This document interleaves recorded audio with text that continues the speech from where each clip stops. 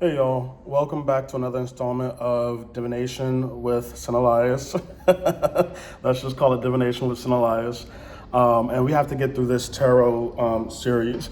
So where we left off was on the four different suits, the wands, the pentacles, the swords, and the cups.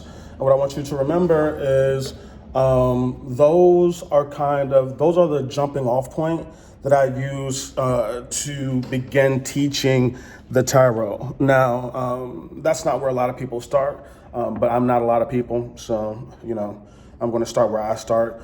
And maybe this is a good lesson plan for you, and maybe it isn't. If it isn't, there are lots of other people who are teaching tarot. But this is how I do it, and this is how a lot of people have learned from me. I find this to be the easiest way to teach it.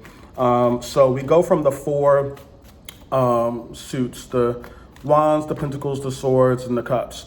The cups are your emotional, mental, emotional self, intuitive, your feelings.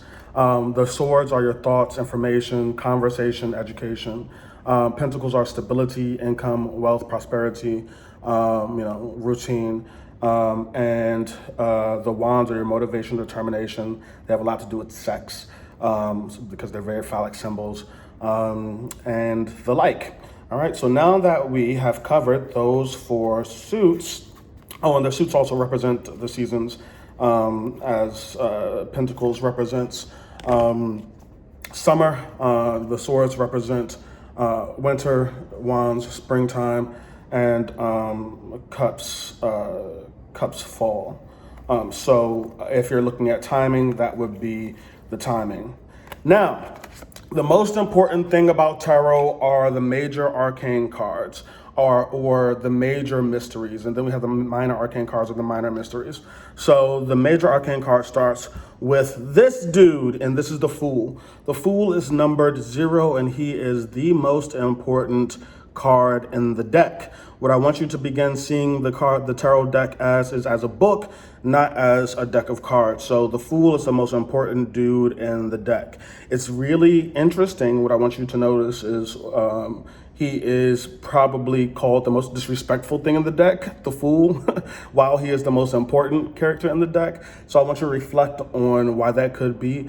In earlier decks, in the original tarot, the Fool's definition was truly a fool, someone who was making foolish choices. In modern tarot, the meaning has changed a bit, and it's more about accepting the projections that other people put onto you. So the story of the modern Fool, because the Rider-Waite deck and the Thoth deck and anyone who came up through the Golden Dawn, like Rider-Waite or Aleister Crowley and the creators of those two decks, would be considered modern day tarot. So the story of the Fool is that he is leaving a small town. So I want you to imagine for a moment that behind him there is a small town full of very ignorant people who haven't been exposed to very much. And he has this spark of adventure, this innate knowing that the world is much bigger than the one he lives in. And so he's going to go on this journey, the Fool's journey, to discover himself. And the first thing he has to do is escape past the no man's land, right? So that the cliff is representing the no man's land. And that's kind of a representation of what we all face whenever we're going on a new journey, the unknown, the unpredictable, what we can't, what we don't know will or won't happen yet. It's a leap of faith. So he's about to take that proverbial leap of faith. And the reason why I like to start with the four suits is because this plugs right into some of the things that are going on in this card.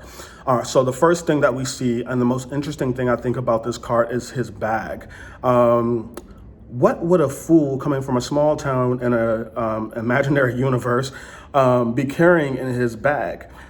He is carrying the four essential tools that everyone is born with, and in different amounts for sure, but everyone is born with these things: your emotions, your emotional intuition, an ability to love yourself and those around you, your motivation, determination, desire, your sexuality or your sex, which is really important, and it's a lot deeper than physical sex.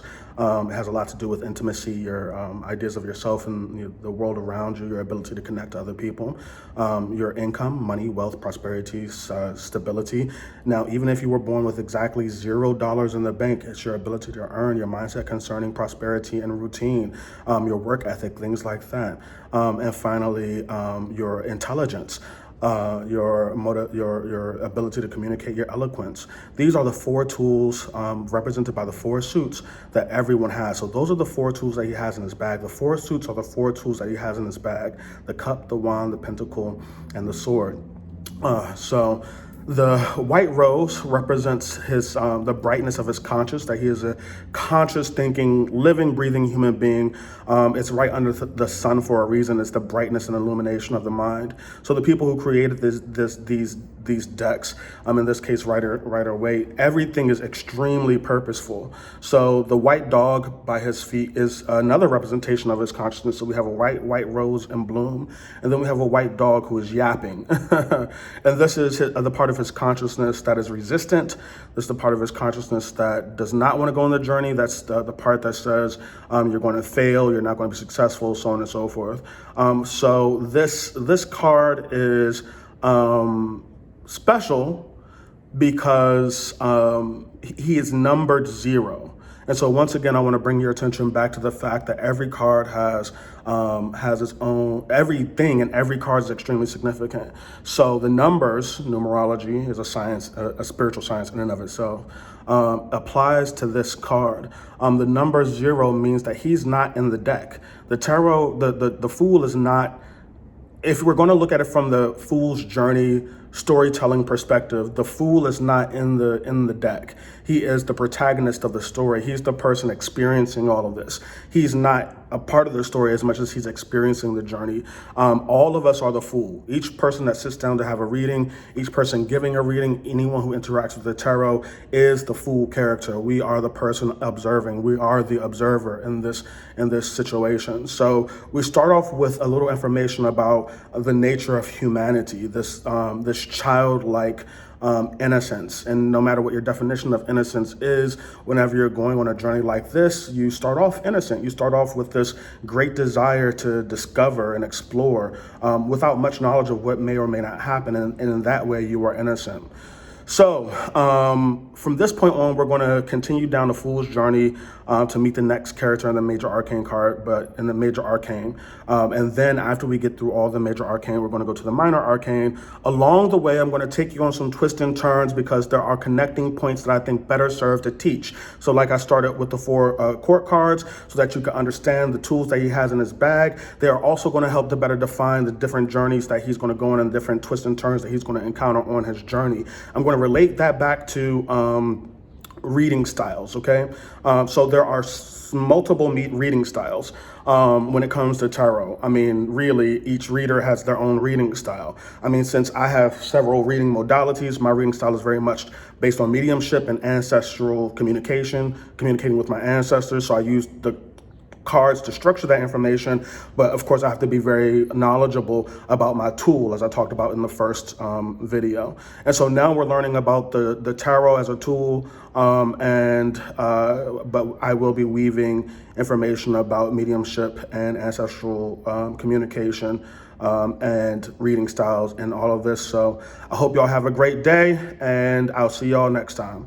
Bye.